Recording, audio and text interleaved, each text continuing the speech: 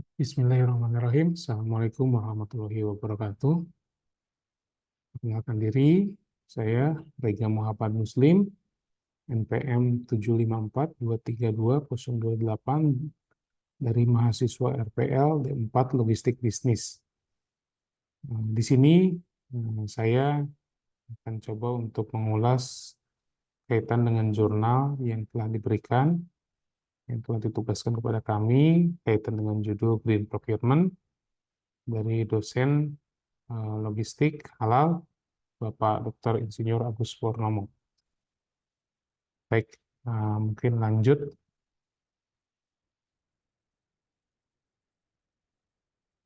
Kaitan dengan green procurement ini atau kaitan dengan pengadaan ramah lingkungan,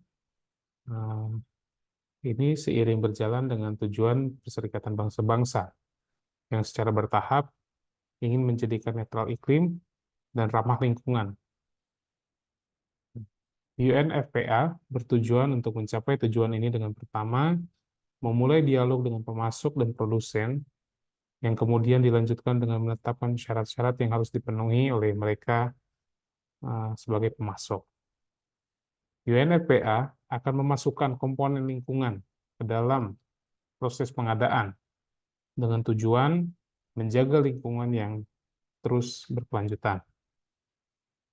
Kemudian, sasaran ini atau sasaran lingkungan hidup yang spesifik dijelaskan dalam strategi pengadaan ramah lingkungan untuk dapat menguraikan salah satunya fokus di bidang lingkungan hidup yang persyaratannya ingin ditetapkan oleh UNFPA, dan yang kedua, proses yang melalui pemasok diharapkan dapat menunjukkan bahwa mereka memenuhi persyaratan tersebut.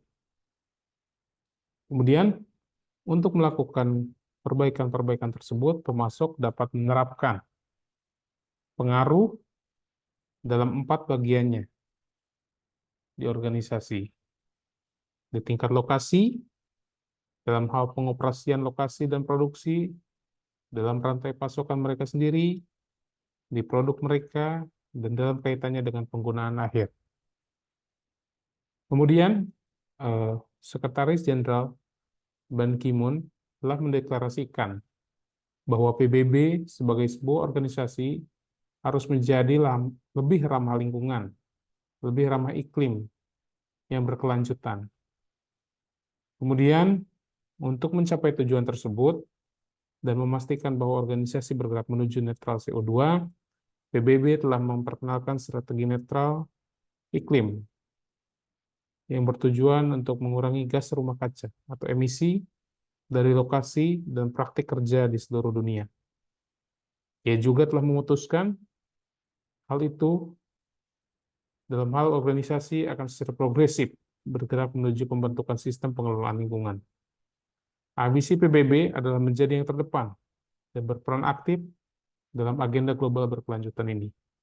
PBB secara umum terus berupaya untuk meminimalkan dampak lingkungan yang ditimbulkannya sendiri dan pemasoknya dengan bekerja menuju pengelolaan lingkungan perusahaan, tetapi juga dengan mempromosikan pengelolaan lingkungan secara global melalui kerja terprogramnya di berbagai bidang, seperti halnya perubahan iklim, air bersih, efisiensi sumber daya, dan keanekaragaman hayati. Dengan menyematkan berkelanjutan dalam inti organisasi PBB, dapat memberikan manfaat jangka pendek dan jangka panjang yang dapat tercapai ke depan. Kemudian, masuk dalam kerangka kerja pengadaan ramah lingkungan atau green procurement tadi, strategi pengadaan ramah lingkungan ini menyatakan agenda keseluruhan yang akan dilaksanakan oleh UNFPA. Strategi ini adalah dokumen berwawasan masa depan yang menunjukkan jalur yang dipilih UNFPA ini untuk mencapai tujuan tersebut adalah pengadaan yang lebih ramah lingkungan. Rencana aksi menjelaskan inisiatif spesifik yang akan diperkenalkan oleh UNFPA. Dokumen kode etik ini yang akan didasarkan pada hasil kerjasama dengan industri dan pemasoknya. Juga menargetkan berbagai segmen Dokumen-dokumen ini pun menjelaskan persyaratan spesifik untuk setiap segmen pemasok. Strategi pengelolaan lingkungan hidup Korporasi Global PBB difokuskan pada upaya menggerakkan organisasi menuju PBB yang netral iklim dan meminimalkan dampak lingkungan secara umum pada area seperti air dan juga limbah.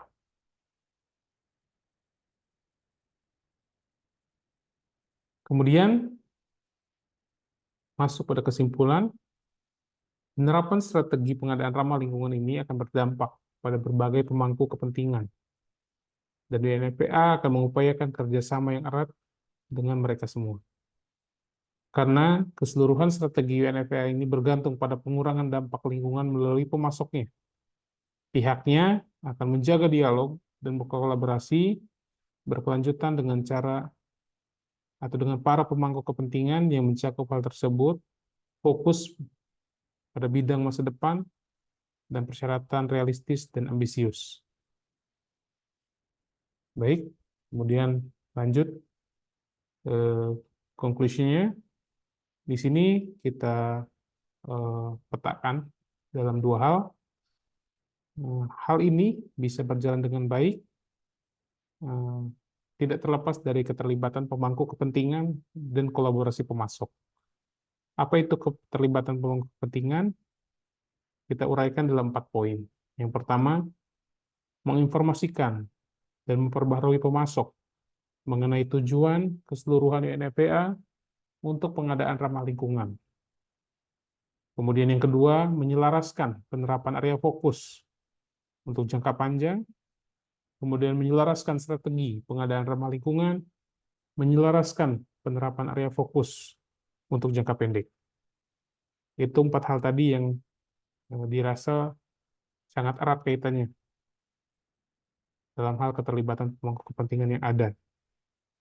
Kemudian masuk ke kolaborasi pemasok, ada 3 poin. Yang pertama, melaksanakan inisiatif. Melaksanakan inisiatif itu adalah bagaimana pemasok ini dapat menjalankan ketentuan yang sudah disepakati bersama nantinya, kemudian mendapatkan jaminan kepatuhan bahwa memang komitmen dari para pemasok untuk dapat melaksanakannya nanti. Kemudian melakukan peningkatan dan peningkatan kapasitas. Berdasarkan dari pengalaman-pengalaman mereka, melakukan pengadaan, seiring berjalan, melakukan evaluasi, dan mengembangkan peningkatan kapasitas mereka kaitannya dengan green procurement tadi. Kemudian, masuk kepada opini, dan kesimpulan saya pribadi, jadi terkait strategi pengadaan ramah lingkungan ini, memang betul-betul sangat bergantung dari keterlibatan semua pihak dalam mewujudkannya. Sehingga bisa tercipta komitmen terkait pengadaan netral iklim dan ramah lingkungan yang berkelanjutan bisa benar-benar terwujud. Seperti yang disebutkan tadi, dengan adanya kolaborasi antar pemangku kepentingan, pemasok, dan pihak-pihak terkait lainnya.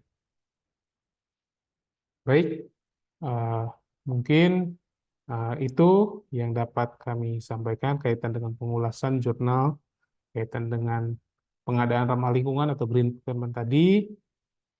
Terima kasih atas kesempatannya. Kurang lebihnya kami mohon maaf. Saya tutup. Wassalamualaikum warahmatullahi wabarakatuh.